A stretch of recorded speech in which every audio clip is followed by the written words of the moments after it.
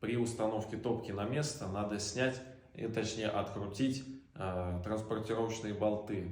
Находятся они на этой топке справа и слева.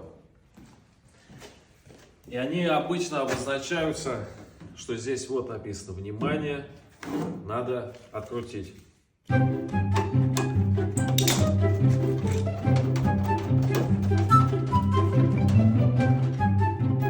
После того, как мы снимем транспортировочные болты, мы можем убедиться в том, что механизм опускания стекла в порядке и он работает.